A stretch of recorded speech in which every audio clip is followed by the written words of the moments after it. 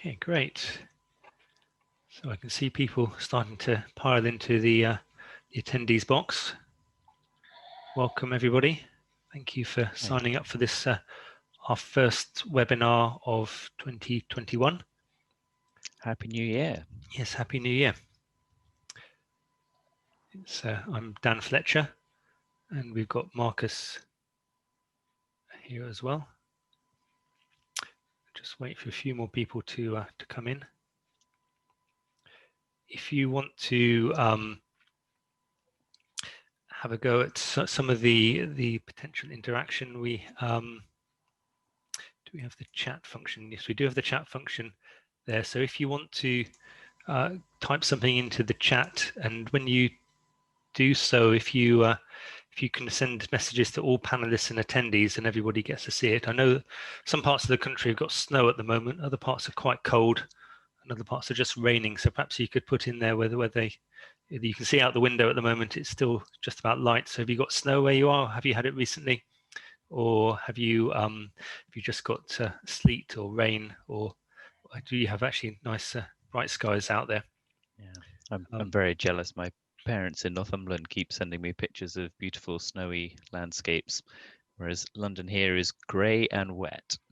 Yes, it's very wet, says Angarad, and non-stop grey rain from Jenny and Sean. Sunny, sunny Spain. in Spain. Lucky you, Mark. Very, very jealous right now. Yeah.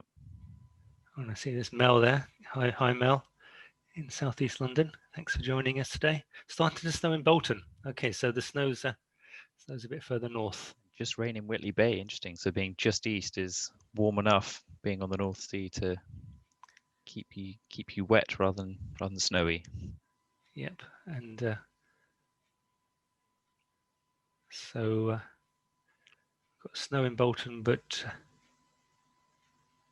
rain in Liverpool.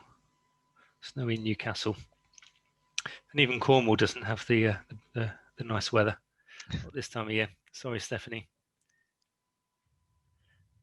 Great, excellent. Well, thank you very much for joining in on that. Good to see that we've got a good selection of people all over the country. Lovely snow in Lincoln. Wow, that's further south than I might have thought the snow might have been. So, and Andy in Salamanca, freezing cold but blue skies and snow on the ground. That's kind of how I like it.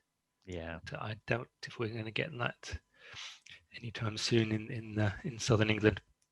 Right, so you didn't tune in to find out about snow, you tuned in to find out about fundraising ROIs, return on investment. So we're going to spend about 40 minutes or so, I guess, Marcus and myself talking through our thoughts on fundraising, return on investments, and then hopefully we'll have a time for questions at the end. We've got a lot of people in the attendees list there, so hopefully some of you will have some things which you'd like to ask and some questions, so hold those as we go along or stick them into the Q&A function and ask the questions as and then we'll pick up the questions at the end at the Q&A slot. So just see if I can make this work. Yes, just an overview of what we're going to talk about, some very brief introductions, then thinking about what ROI actually means.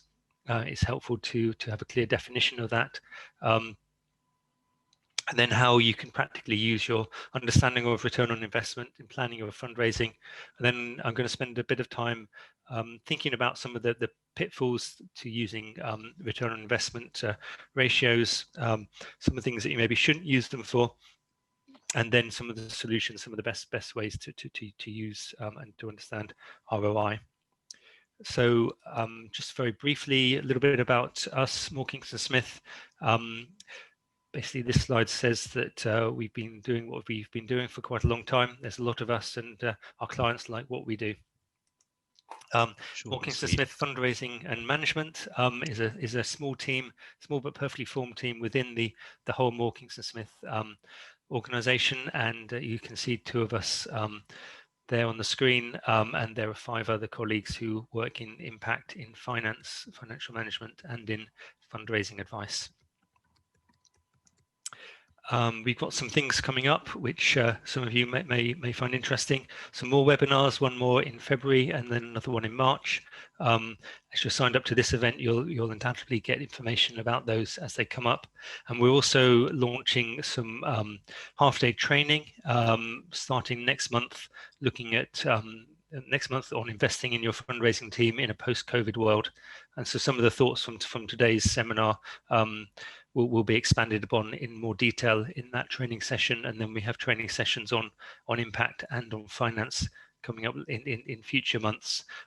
Those are half-day sessions, so they're paid for sessions. But if you're interested to delve a little bit more detail and to meet with fellow practitioners and to learn from them as well, then do have a look at those half days when you get the information through in your follow-up email. So moving swiftly on and over to Marcus to lead us through ROI definitions. Perfect. Thank you, Dan. So yeah, we thought for this one have an accountant to actually talk about the actual mathsy part of this when talking about ROI. So I think it's crucial here that we try and have a consistent definition, because so many different organizations calculate their ROI in so many different ways. And so we're trying to be really clear here at the outset that when we talk about ROI, return on investment, that here we're talking about it's that ratio between your net profit over a particular period of time and the cost of investment into that particular activity, so into your fundraising. So here you can see we've drawn it out into a formula for you, where this particular example is saying, okay, if we bring in £6,000 of fundraising, but we spend £1,500 of fundraising, the calculation we're actually doing is 4,500, that net profit, divided by the 1,500 that we spent. So to give you a 3-to-1 return, which again, other organizations sometimes may measure this as calling that a 4-to-1, because saying in actual fact, if you're looking at just income over cost, that's a 4-to-1 ratio there. But we're saying it's the return on investment is what do you get back for what you put in. So here we put in 1,500 and we're getting back of that, of the net is 4,500. So a 3-to-1 ratio. And yeah, so to just try and really be clear about the language we're using there, we're talking about its net profit when looking at your return on investment.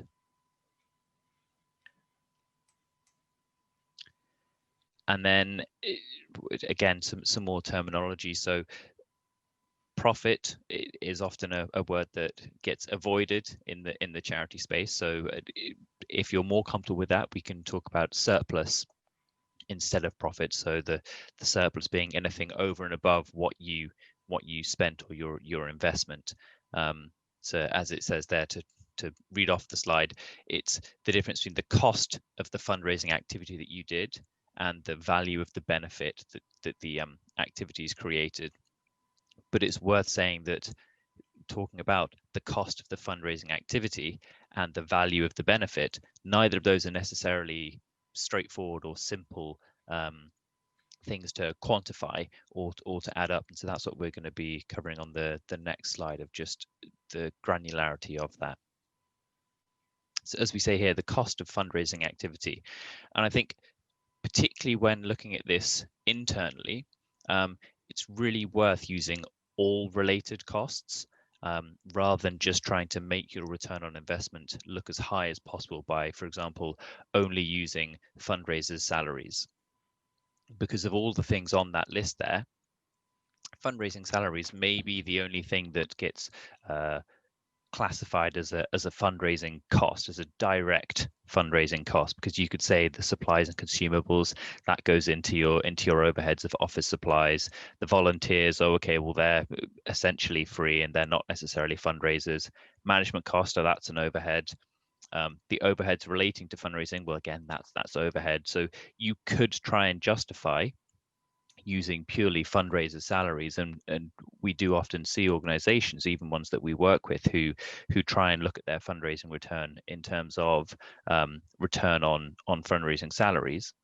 But when we're saying return on investment, we're meaning the total investment that your organization put in to fundraising. So particularly internally here, trying to be consistent across potentially your different fundraising streams to say, okay, to get a true picture of this, we're going to include all these costs here. We're going to include the overheads. We're going to include the supplies and consumables, the management costs of oversight, volunteers, etc.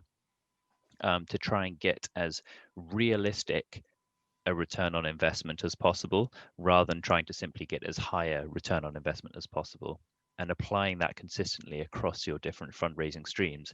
So there's no point trying to do this for your corporate fundraising if, when you're calculating your legacy fundraising, you're not including overheads, etc., etc. You've got to make sure that there's a consistency applied there in terms of fairness.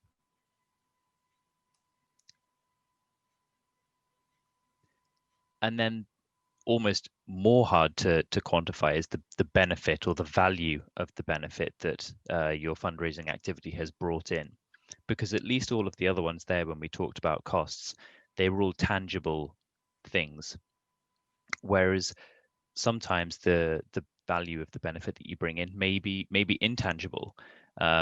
So the decision to include a gift in someone's will, you may not know what that value is. You don't know what that gift necessarily is, and equally that person could ungift that will at a later stage, because that value only crystallizes, unfortunately, when the person passes away. So up until that point, there's nothing set in stone, because they could change their will at any moment in time and have your organization no longer get that gift. Or increasing awareness of your charity is a intangible value that your fundraising activity may have. And how do you measure that? How do you put a quantifiable numerical value onto raised awareness of the organization? So it's not necessarily as simple as bullet point 1 there, saying direct cash payments. That's the obvious one and that's the easiest one to get, but there are so many other things in there to be thinking about when looking at the value of the benefit that your fundraising activity has created, and to not lose track of those more difficult, more intangible things like increased awareness, where if your fundraising activity has reached a lot of people, those people may be more aware of your organization and the services that you do, which may lead to greater work for you, et cetera, et cetera. So trying to quantify where possible the unquantifiable almost, in terms of some of those more tricky benefits that the fundraising may bring into your organization.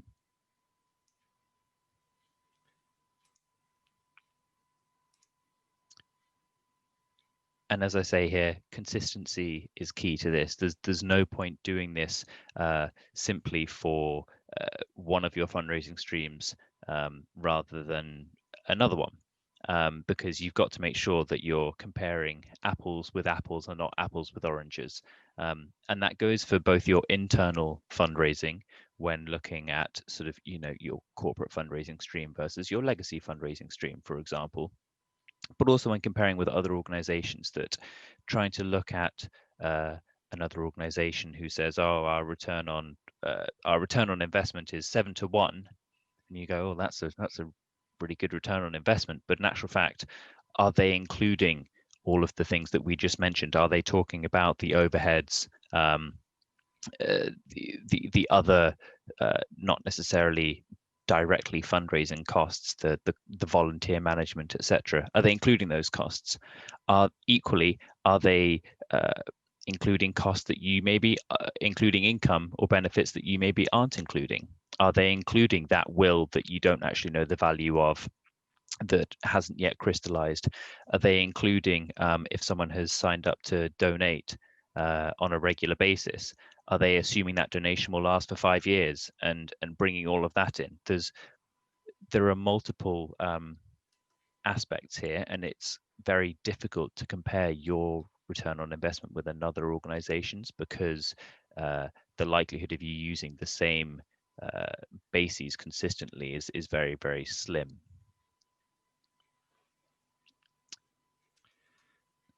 Okay. Sorry, thank you, Dan. Yeah, over to you. Great, thank you, Marcus. So I hope that you have managed to. I hope from listening to Marcus that you've managed to see that it's not as straightforward as it might be. And while I hope that Marcus hasn't confused you, I hope he's shown you that it's confusing, which was part of the plan. So thinking about, and once you've got an idea and a definition of return on investment, then how do you use that? What do you do with that? And so this next slide is a little bit busy, but it's not meant to be too confusing, and it's a way to think about return on investment, but also to factor the element of time into it as well, because I think both those factors, value and time, are important. So on this graph, along the bottom, we've got time, up to 3 years, and then on the right hand side is a scale of potential return on investment. So for every pound invested to return the X amount of pounds in return.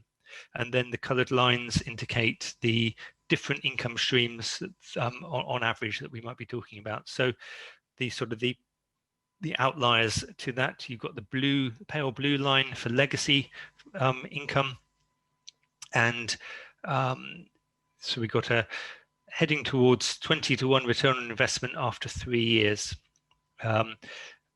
Really, though, the legacy line was quite difficult to draw on this graph, because probably the return on investment, if you like, is going to be more than 3 years from the initial payment. And it's likely to be more than 20-to-1 as well. Often legacy fundraising works on a sort of 35 to 40-to-1 ratio, ultimately. So that was one that I couldn't really put easily onto this graph without making everything else look really small. And so you've just got the edge of legacy. I remember when I was a kid, I remember drawing a giant on a piece of paper, and the teacher being a bit disappointed because all I'd managed to draw was his leg and his foot. But I said the giant was really big, and the paper wasn't big enough to fit him all on. So so this is the same issue there with the legacy fundraising, but everything else kind of does fit into the graph. So at the other extreme, you've got events fundraising, where the return on investment is going to be pretty low. It's less than 5, maybe even less than 3-to-1 there. But it's going to happen quite quickly. You make your investment, the event happens, you get the money from that event through donations, and then the money that you start to get back dwindles back down to zero. So your investment has paid off in a short length of time. Grant making trusts, though, the orangey line has a much higher return on investment, but you're maybe looking at 18 months or longer before you're likely to get a significant return on the time and money that you've invested in trying to raise money from grant making trusts.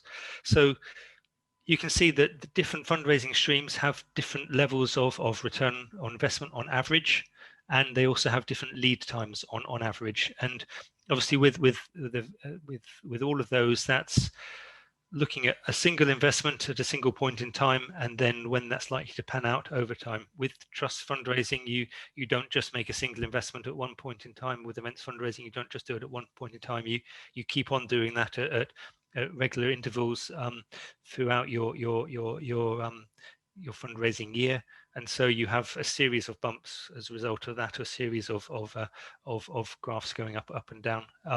This is just after one single investment, one single intervention, and then how that pans out. So I thought it would be helpful just to look at that, and then to think about whether COVID-19, the pandemic we're all in, has had much of an impact on both return on investment and lead times. It's hard to know. I don't think a lot of research has really been done on this yet. So these thoughts here are just speculative, based on what sort of evidence that I could identify. Legacy returns are probably increasing. That's partly a factor of more people dying. sadly, the death rate has clearly increased, and so that always has a direct correlation to the number of wills, and therefore the number of legacies in wills that are proved to and that should benefit charities. But also lead times are increasing because of the length of time it's taking for the legal profession to process probate. So so that is changing, so yeah, they're sort of good and or positive and negative in there. Corporate fundraising return on investments are doing less well for obvious reasons. The amount of finance that corporates are able to put into the charity sector is lower now than it was 2 years ago. Community fundraising and also events fundraising may be improving due to lower costs, but the flip side of that is that whilst there are lower costs in those types of fundraising activity, there's also lower activity in those types of fundraising. So the ROI might be improving, but the actual absolute return is maybe falling off a cliff because there's a lot less happening. So ROI is one factor, but it's not the only factor to take into account. People have seen that individual fundraising, direct marketing in particular, has seen improved return on investments, maybe increased digital approaches, and also through people still having a reasonably high propensity to give, certainly to some causes which are particularly COVID related. But the lead times are probably similar in the length of time it takes people to decide to give. Trust fundraising has also improved for the time being, as trusts have stepped up to the challenge of giving out grants in response to the challenges that charities are facing. Lead times have shortened as they've become quicker at making their decisions, but time will tell how that will change as some trusts their resources to give will start to diminish over time. And they may change their way of working and bring back longer lead times as it becomes harder for them to make decisions that they need to make with more limited resources. So there's some thoughts on the COVID impact. And then some thoughts on a couple of slides thinking about sort of the decision making that you need to use when you're using ROI, return on investment. And I think one of the key points here is thinking about the words in return on investment. It is about investment, and it's about helping to inform investment decisions. So if you're in a position to be deciding about investment, then that's a good time to be thinking about ROI, maybe less so at other times. So one thing that you can do is you can look at the gaps in your budget, i.e. look at how much you need and how much you have, and the gap is the amount of money that so how much money you need to fund your activities, how much money you have, and then there's an amount of money that you need in the gap.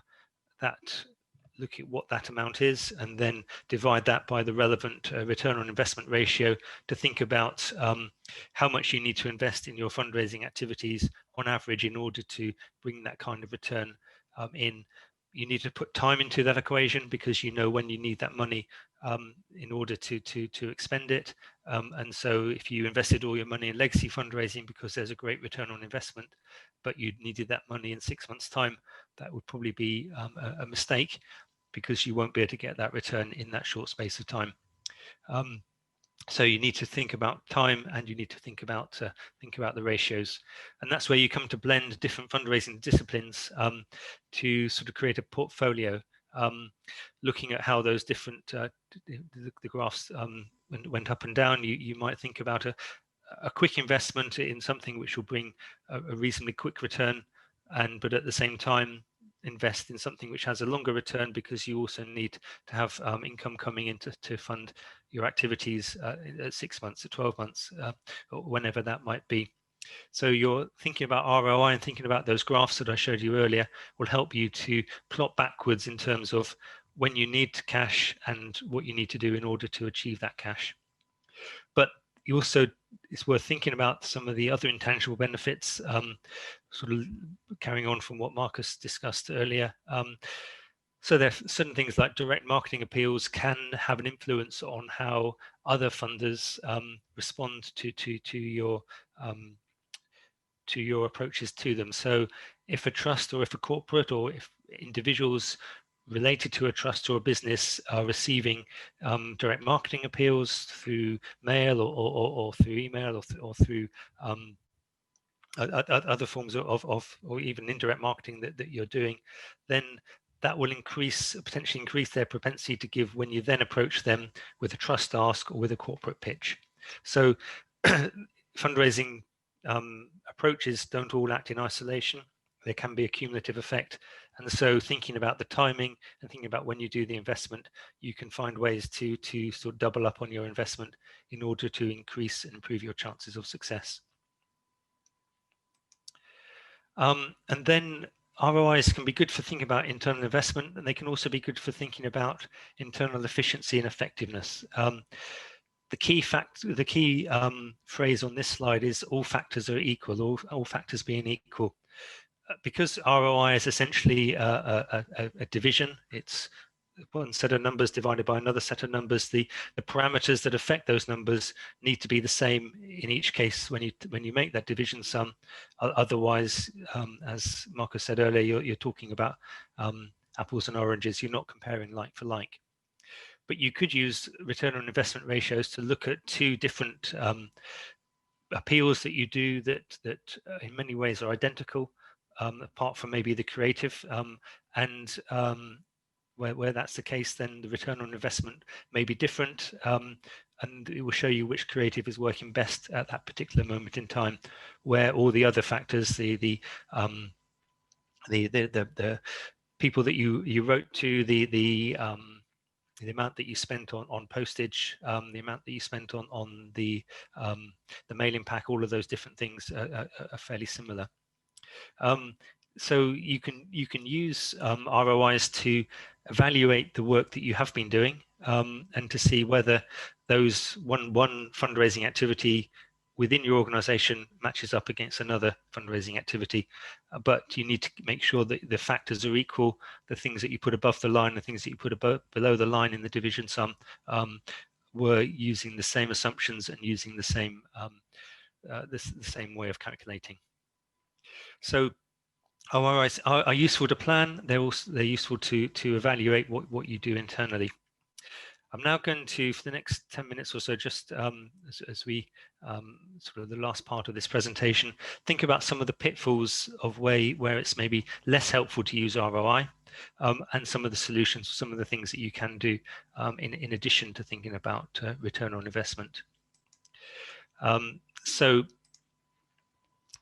I've got a series of questions which may be questions that you are asking. I've not looked in the Q&A or chat recently, but there might be some of those sorts of questions in there.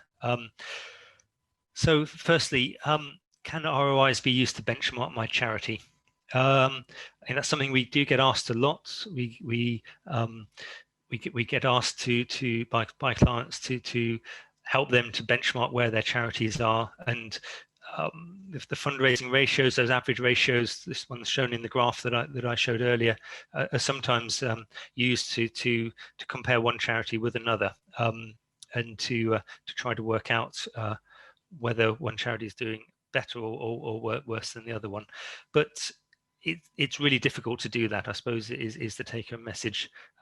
If all the factors that I've listed there are identical or very similar between one charity and another, then the fundraising ratios that come out of those charities could be used as benchmarks. Where you start to change one of those factors, or even change it significantly, then it becomes much harder to say, well, this charity is not doing as well in its individual fundraising as the other one, because its ratio is only 3.5 instead of 4.5.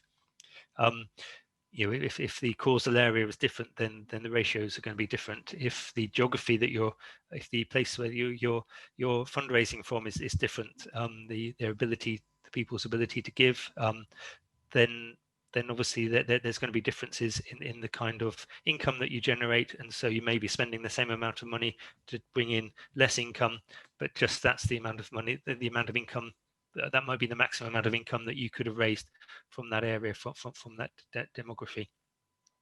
And even things like the involvement of your senior management team, or the skills and diversity of the fundraising team, and also particularly the maturity of your fundraising programs. We find that those fundraising ratios that I've quoted earlier, they really relate to when you have a mature fundraising program.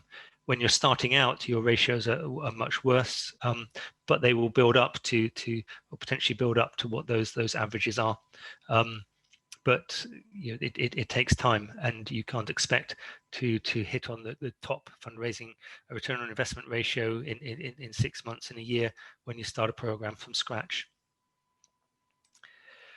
So moving on, can they be used to sense check the fundraising team's targets? This is a sort of question a finance director or chief exec might ask. It might be that you want to look at the simple cost of the fundraising team, and the income being raised, and say, well, is that right, or is it not right? So the answer is yes and no. You need to be careful. Hopefully you'll have gathered that from the things that Marcus and myself have been saying so far. You need to look at what values you're using. You need to make sure that you're understanding why certain numbers are in the equation and certain numbers aren't in the equation. And you need to really use the answers that come through an ROI equation to actually guide questions about targets, rather than make definitive judgments on targets, because there will be caveats. There will be caveats such as, a program hasn't been running for so long, or there's an additional investment being made into something which the fundraising team doesn't know the answer to, but it's worth trying to find the answer to whether a new fundraising stream will work or not. So use ROI to guide questions, but don't necessarily use them to make judgments. When it comes to setting fundraising targets, those are always best sort of built up cumulatively, and with a granularity, by looking at your income streams, looking at the fundraising gap you need to raise, looking at your charity's case for support, and adding up all the individual items to come up to what should be a realistic target. Can ROIs show me if my charity spends too much on admin? I'm going to say no to that. I think if you're asking, does your charity spend too much on admin, you're maybe asking the wrong question, because it's hard to know what too much actually means. It's also hard to know what admin actually means, because different people in different organizations will define it in different ways. And return on investment isn't really looking at that kind of activity.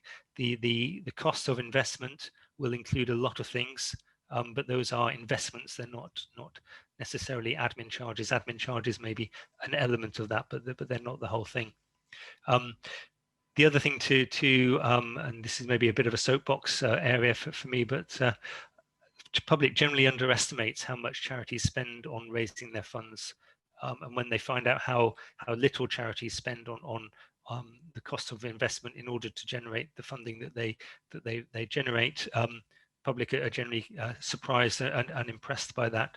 So in the charity sector, we maybe have a fear that the public think we're spending too much on admin, but we maybe need to look and see what they think is too much, and whether that's really the case.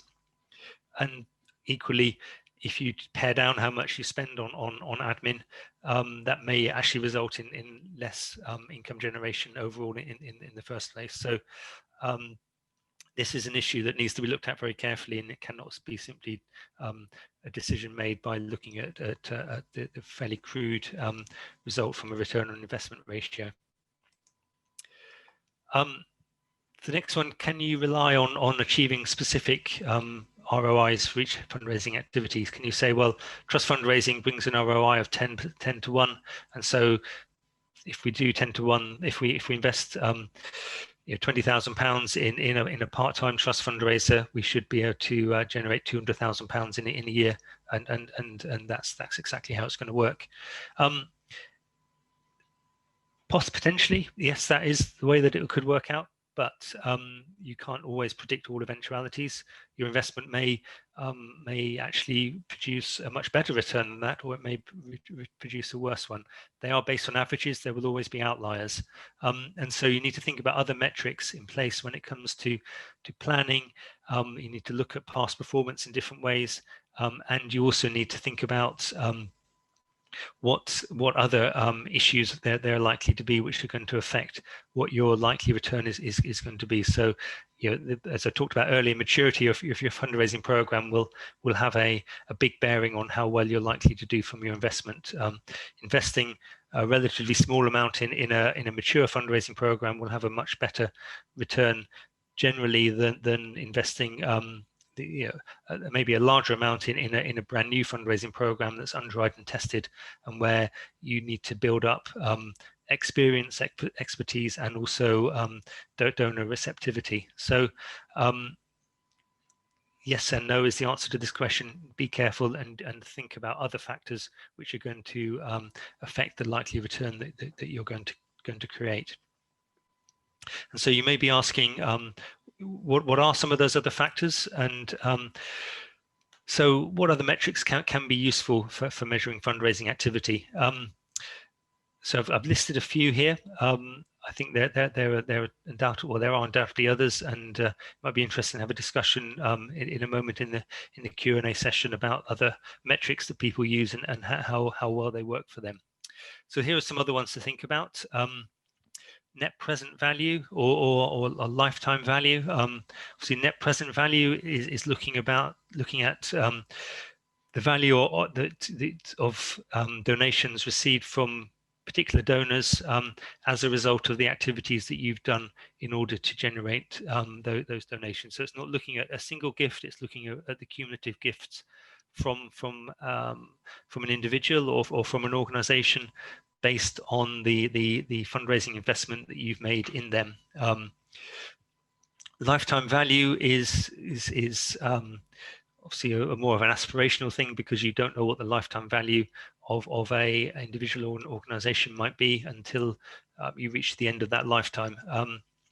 And so that's a harder sort of nut to crack. But looking at net present value is a way to look at the current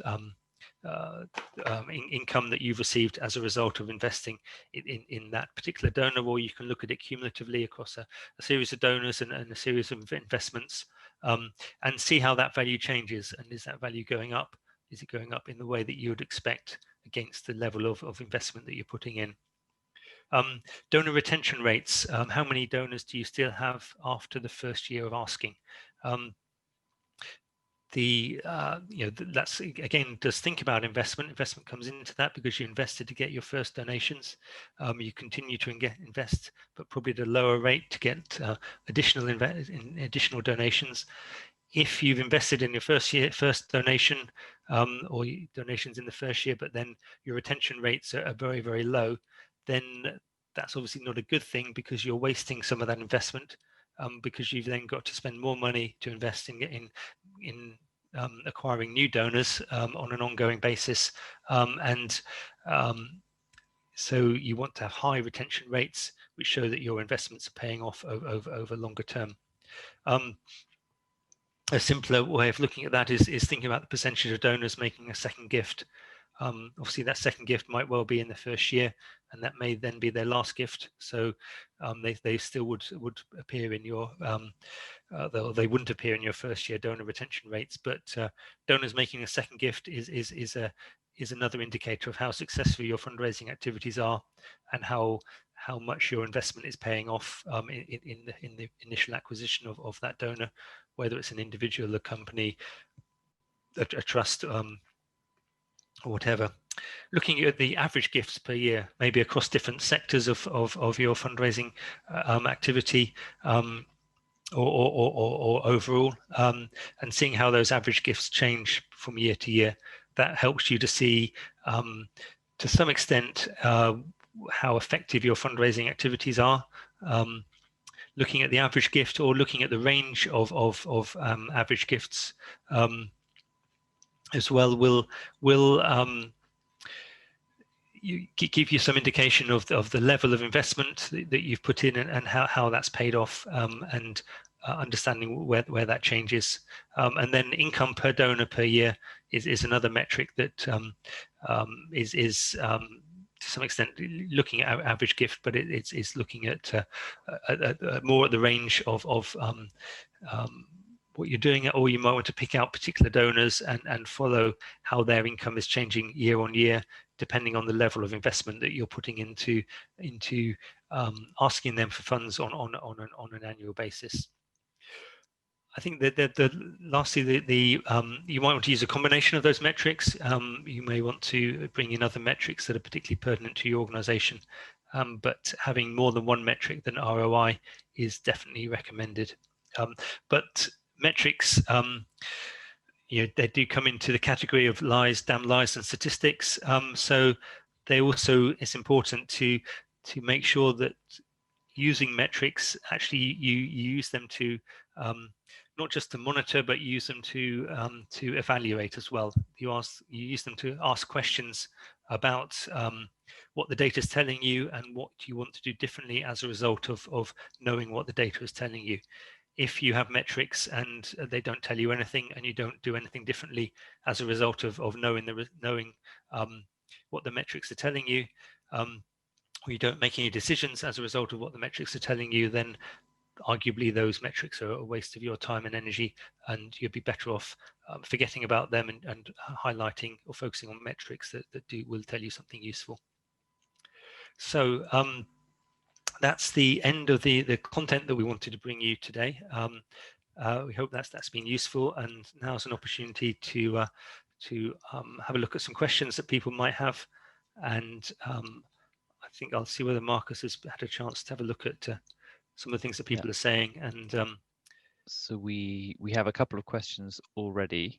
And Julie Roy, you had your hand up for some time. So if you do have a question, then please do type it into the chat box or put your hand up again, and we can get you unmuted to have an actual conversation and discussion if you would rather. But in the meantime, Jennifer Whiteley has said, if you are the sole fundraiser doing all strands of fundraising, would you allocate a time from your salary to each strand in order to calculate the ROA for that strand? And I think for that, I'd say probably yes, because you are in effect, you may be a quarter individual giving, a quarter legacies, etc., etc. So to accurately reflect that, that's about showing that your organization has a quarter FTE of a legacy fundraiser, etc. So I think you should be splitting your time out. If you're trying to measure an ROI for each strand, then you should be allocating your time accordingly, rather than putting all of your time into each of those different buckets, because that's an untrue representation of where you're actually spending your time. Anything you'd add to that, Dan? No, I think that's a fair. The key thing is to know why you've made a decision to allocate the numbers accordingly, and to make sure that that decision and the implications of that decision are applied to the way that you then interpret the figures afterwards. We had two questions around the graph showing the different returns over time for the different fundraising streams. Laura asked where's the information from, and then Angahard, who I think had to leave, said this is great. Where does the major gifts, i.e. over 100 grand per gift, activities sit on that graph as well? Okay, so those ratios are averages that have come mainly from a piece of work that the then Institute of Fundraising was involved with, called fund ratios, which stopped a few years ago, but by and large the ratios didn't change hugely from year to year. So it's based on that sort of work, and then there has been a little bit of recent study done with a fairly small sample, it has to be said, but again the ratios came out roughly similar to the way that the fund ratios were presenting them. So that they are averages, but and each charity will have its own way of understanding what it does, but I think they stay reasonably true. For major gifts, that's maybe a little bit harder because generally in the data sets which have been used to analyze ROI, that there are fewer examples of major gifts fundraising. I've tended to sort of work on a sort of 1:8, 1:10 kind of ratio, that sort of magnitude. It depends on lots of things. It does depend on how much you include in your costs, and that doesn't always. Major gifts fundraising sometimes, well, ideally does include quite a lot of senior time from other people within an organization who aren't fundraisers. So it's not always easy to include that in the calculations, and I don't know whether that has always been done when those calculations have been drawn. And obviously, if those aren't included, then if those haven't been included in those ratios that I just talked about, then the ratio would be a little bit lower. But I think sort of 1:8 or 1:10 probably isn't a bad estimation for higher value giving. Obviously, time is a key factor there as well, and it does take time to secure a large gift. And you need to keep your cool whilst you're waiting for that to happen. And speaking of time, we have a question from Helen, who's saying, for trusts and foundations, do you count income secured in that year or the total grant amount secured, which may be over a couple of years? Yeah, so it's up to you, isn't it? I think that is the key thing. That the problem is that the investment. The investment element of the equation is generally a time-specific element. It happens at one point in time or over a fairly short period, whereas the return happens over a much long, or can happen over a much longer period of time. The same challenge comes when you're maybe asking people to give standing orders or direct debits. At what point do you cut off the if you've got somebody who responds to a direct debit ask and gives you a direct debit for 20-25 years, that's a long, the value of that will really add up over that period of time. So do you count it for all of that time? Do you wait until the 25 years are up before you decide what the ROI was on that particular piece of fundraising activity? You have to make a judgment, and then you have to decide how you interpret the answers on the basis of what that judgment is. And if you're comparing one answer with another answer at a different point in time, you need to make sure that you've used the same judgment in terms of if you want the length of time to calculate the income, and or even the length of time after the investment to calculate the income, in order to be able to compare one with the other. So there's no simple answer, but you need to know why you've done what you've done, and you need to be able to factor that in. Davina has asked how best to account for volunteer time. There are some set sort of parameters for that. Often that's sort of the minimum wage can be used as to work out what the hourly cost of a volunteer might be. So that's one way of calculating volunteer time. Or you can sort of have a set value within your organization of what you want that to be, or you can decide that it is zero because it's given for free. It's part of the donation, so maybe rather than the cost, it appears on the income side of things, or it appears both on the income and on the cost side of things, so it factors each other out, and that's another way of including it but not including it. Stephen has asked an interesting question. Looking at the ROI formula, how do you use for trusts or foundations where there's a delivery cost? So it might cost £1,000 to raise £10,000, but then we spend £8,000 delivering the project. And I think that is an interesting one where that's looking at almost two separate things in my mind. You're looking at at the fundraising spend and the fundraising return on spend, but then you're also looking at the project spend of that program. So the £8,000 that Stephen talks about to deliver the project, to me, I'd say that's not a fundraising spend, so wouldn't go into the ROI calculation, but is instead something that you'd be including when costing the whole project and looking at the surplus or deficit that project has had. And interestingly, when looking at that, that's where you might talk about, when costing a project, do I include the cost of fundraising where that fundraising was for a specific activity? So rather than being fundraising for the organization in general, if I'm fundraising for that particular program or project, that time there, should I be including that in the £8,000, for example, to deliver that project, and saying, actually, it's costing us 9,000 to deliver that project because I have to spend 1,000 to raise the money to be able to do it in the first place. So I think that interestingly raises a whole other question about costing your work and your projects rather than costing your fundraising activities. And if I can, a quick Mm-hmm. plug for some of the work that Marcus and our colleague Mark do within Moore Kingston Smith, is they help organisations think more carefully about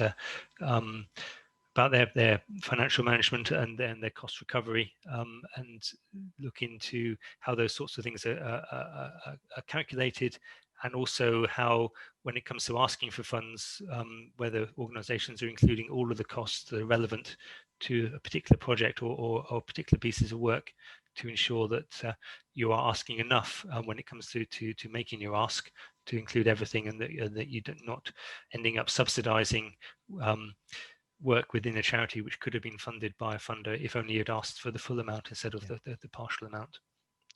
Thank you. Very quickly, James has asked, would you mind showing the formula again, please? Thanks. If possible. If not, I'm happy to move on to another question, but either way, the slides and presentation will be being sent around to everyone afterwards. So if we don't manage to move the slides back now, you can view it in your leisure. Just trying to see whether I can go there in a jump. Meanwhile, yep. Louisa has said, if fundraising is less than grant making, i.e. reserves are being drawn down, how concerned should trustees be in the short term?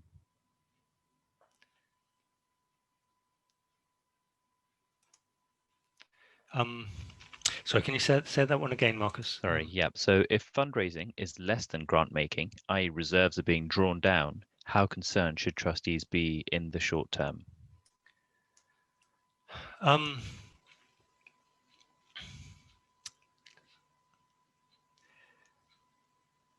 I guess, yeah, trustees do need to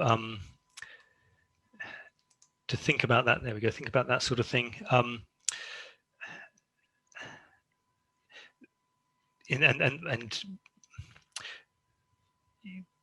the reserves that you have for a charity are there to be spent on beneficiaries. Charities aren't meant to store up lots of reserves and to hold them for a long period of time. So drawing down your funds for the benefit of your beneficiaries is a good thing. But you also, trustees, do need to think about the sustainability of the charity at the same time. And so it's a balance as to how much money you have, how much money you spend.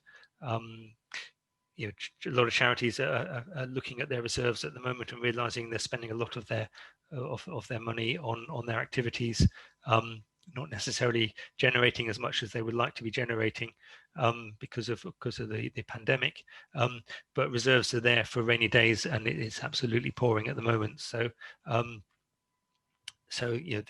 there is a justification there, but the trustees do need to ultimately be responsible for the charity being sustainable, and need to know at what point they pull up the brakes and slow things down, so that you can continue to meet the needs of your beneficiaries into the future as well. Yeah, and having a dialogue there to understand, is this because your fundraising is investing in a new activity stream that has a delay in the return potentially, that if you're investing into legacy fundraising, you're not going to be seeing a return for that some years down the line. So that may be understandable given the situation that you're in. So I think trying to understand the nuances of what's sitting behind that can be also very important there. Yeah. Kate has said, how would you include donations in kind when calculating return on investment? Would you give donations a cash value?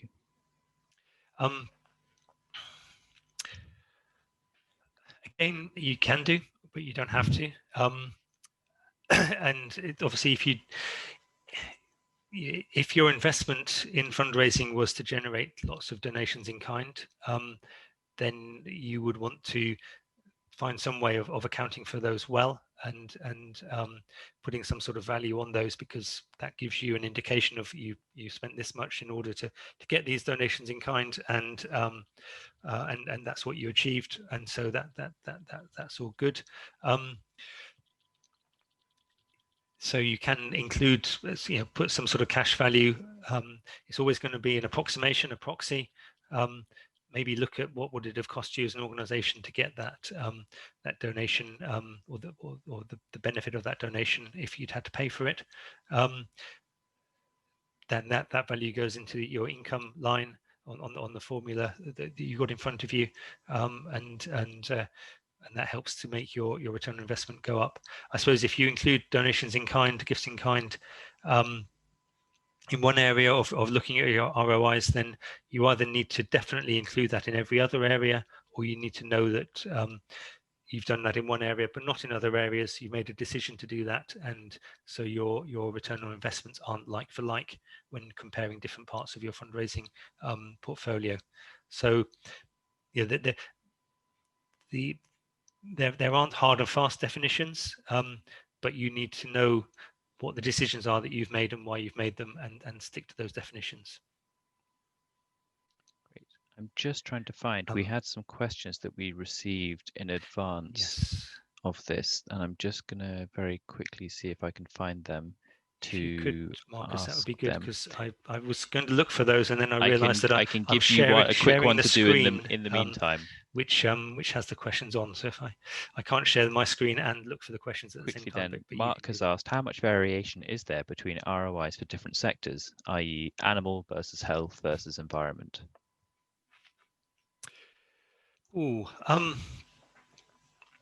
There is variation. I don't know is the honest answer to how much variation there is, or what those specific variances are. I don't think I could talk about those directly. I think some different cause areas do better with certain fundraising approaches, and much worse with other approaches. So, for example, the cultural sector has traditionally done quite well with the corporate fundraising and corporate sponsorship. The university sector has done well with major gifts fundraising, whereas other forms of charities, major gifts fundraising is much less developed. And so the ratios are going to be worse in those areas. So yes, there is variation, which is one reason why we sort of don't encourage you to benchmark your charity against another charity that's doing something completely different. Looking at simply surplus divided by cost, because that won't give you a meaningful or helpful answer. Yeah, if there's something specific that you're interested in, I could do some research into that, and you'd be able to you can get in contact with us through the Kingston Smith website. Just look us up on there, and send an email. I'd be happy to look in more detail at that if that was helpful. Perfect. I probably have time for just one of Andrew's questions that they sent in advance. As ROIs on different fundraising methods vary so much, i.e. returns on legacy income are usually better than, say, a fundraising dinner, how can these variables be best communicated to donors who focus on the overall fundraising ratio of a charity?